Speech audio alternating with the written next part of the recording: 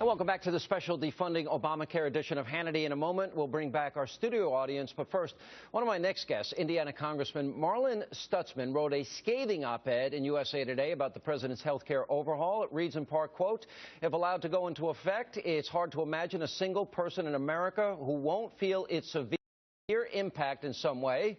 That is why Republicans in Congress are doing everything in our power to defund it and stop it from taking effect. This isn't about threatening a shutdown. This is about stopping the pain every American will feel." Joining me now, Indiana Congressman Marlin Stutzman, as well as Georgia Congressman Tom Graves, both of whom voted to defund Obamacare in the House earlier today. Gentlemen, welcome to the program.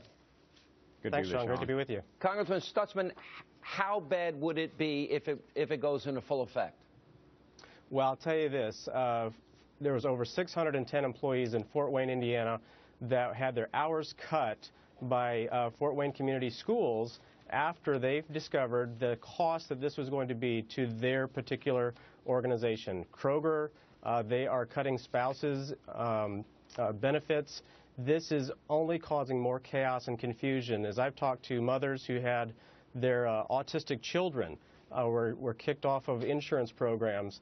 This is just the tip of the iceberg, Sean. It's only going to get worse. Yeah. What do you think, Congressman Graves? You've been active and involved in this from the very beginning. And will the House hold the line? I know a lot of conservatives are wondering, because last week the leadership tried to use a parliamentary maneuver that would have funded Obamacare, even though it said defund. So a lot of conservatives are nervous.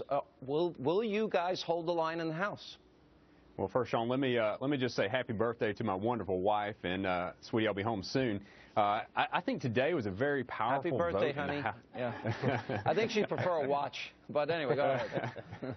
Yeah, I've got a few tricks up my sleeve there, but I think today was just a wonderful day for America.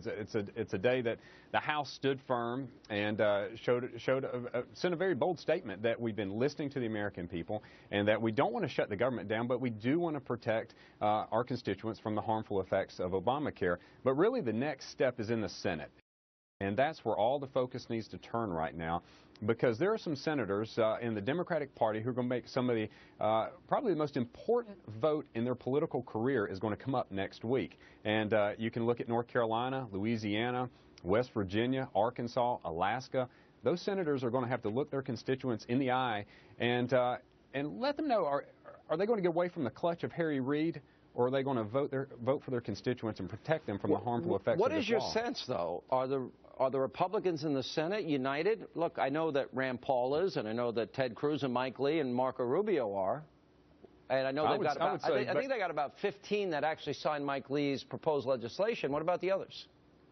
Well, I would say that they are very united behind doing away with Obamacare, stopping Obamacare, and stopping the harmful effects. There's no doubt about that. There's plenty of unity there. And so as we move into next week, I hope that they stand very strong.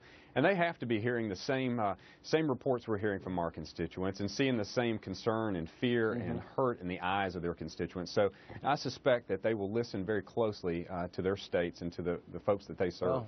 But we'll see. Congressman Stutzman, let's assume that Harry Reid does what he's threatening to do and they send it back to the House and then we have a showdown. Do you sense that House leadership in particular and that the House members, Republicans, that voted today, 230, will stand strong? Well, first of all, Sean, I would say this was a huge victory for the American people today. And the House stood up with the American people and is defunding Obamacare because we know of the consequences. It's the a next victory step if is the Senate. It's not a victory. It's a half victory because unless you guys stand and take it to the end, it's not going to be a victory. That's right, and that's why we have to wait to see what happens in the Senate. You know, all of the different procedural tricks that the Senate can play, who knows how this plays out? And so we're going to have to wait and see. I agree with Congressman Graves that there's some senators over there who are up for re-election this next election who have not had to vote on Obamacare in one way or another, and this is when it really matters, Sean. This vote really matters, and I think that when we put the heat on the Democrats in the Senate, we may find a surprising outcome. I think I have a strong message from conservatives. Hold the line. Hold the line. Don't break. You know, this is why you guys were elected. This is a moment of truth, I think. This is a tipping point. So, guys, good to see you. Absolutely. Thanks for having us, Sean. Thank you. All right, up next, the numbers don't lie.